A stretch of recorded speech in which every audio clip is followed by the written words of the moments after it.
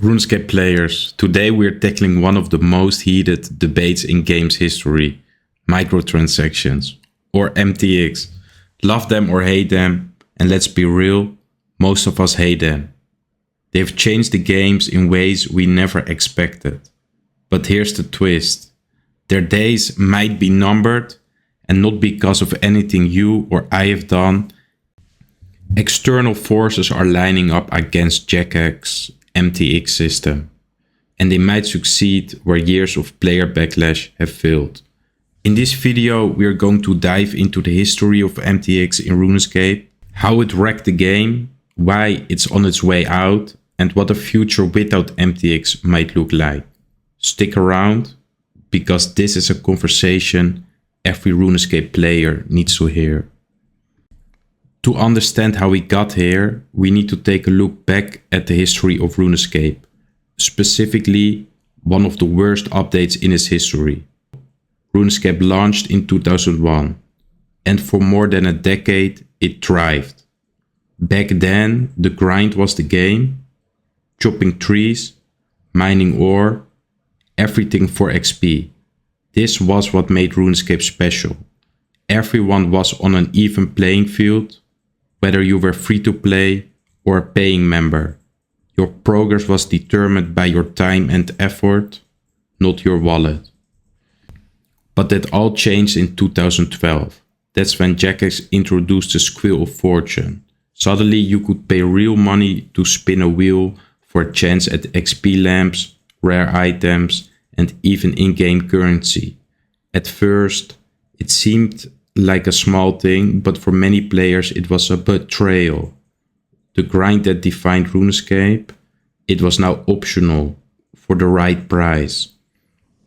Over the years, this system evolved into treasure hunter, bonds, and even more aggressive monetization tactics. Instead of earning your way to greatness, you could just buy it. Fast forward to today, and the effects of microtransactions on RuneScape 3 are impossible to ignore. Let's start with the economy. It's completely out of control. Gold inflation is through the roof, and items that were once rare and valuable have been devalued by constant promotions. Those rare drops and achievements that used to feel like trophies, they are just another item on the treasure hunter price list. And then there's the player base. Veteran players, people who have been here since the early days, are leaving. Many of them have turned to old school RuneScape, where the grind and the community spirit still live on. But that's left RuneScape with a fragmented community. One that feels more like a marketplace than a game. What makes it worse is how this affects the content. Instead of creating new skills, new quests, or exciting expansions, Jagex spends its time on MTX events. And these events aren't just bad, they are repetitive and boring. They are designed to push sales, not to engage players. It's a vicious cycle. Fewer meaningful updates lead to fewer newer players, which forces Jagex to rely even more on microtransactions to make money. The game we once loved feels more like a cash grab than an adventure. Now here's the big question.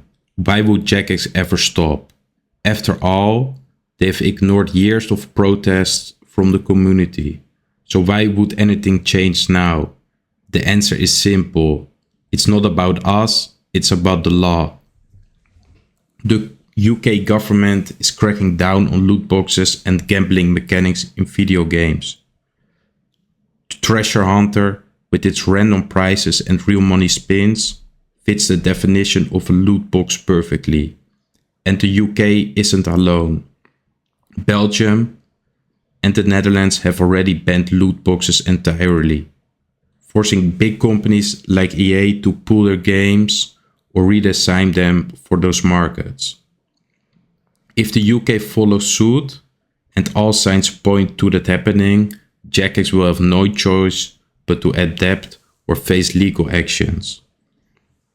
And this isn't just about government regulation. Investors don't like risk, and if Jagex becomes a target for lawsuits or fines, those investors are going to demand changes. In other words, the pressure isn't just coming from lawmakers, it's coming from the people who keep Jagex running. So, what happens if MTX disappears? Believe it or not, it could actually be the best thing to happen to RuneScape in years. Without microtransactions, Jagex would have to go back to what made this game great. We could see new skills or skilling updates, epic quests, and massive expansions, all designed to engage players, not just milk them for cash. And let's talk about monetization. Jagex doesn't have to go broke if MTX disappears. They could adopt more ethical models, like a battle pass, a good battle pass, or a cosmetic-only store. Games like Path of Exile have proven that you can make money without resorting to gambling mechanics. And let's not forget, the community has always been willing to support the game. Look at old school RuneScape. It's thriving on subscriptions and player-driven content. In the end, the story of RuneScape and microtransactions isn't over yet. MTX has defined a dark chapter in the game's history, but every chapter comes to an end. It won't be our protests or boycotts that make Jagex change. It will be the law and the market that forces the company to change things. But this could be a good thing. With MTX out of the picture, RuneScape could find its soul again. The grind, the community, the sense of adventure, it's all still there, waiting to be rediscovered. So let's not lose hope.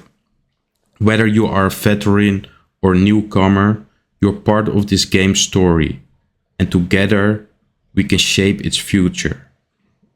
If you got thoughts on this, or if you just want to vent about Treasure Hunter, let me know in the comments. And hey, if you enjoyed this video, don't forget to like, subscribe and share it with your friends.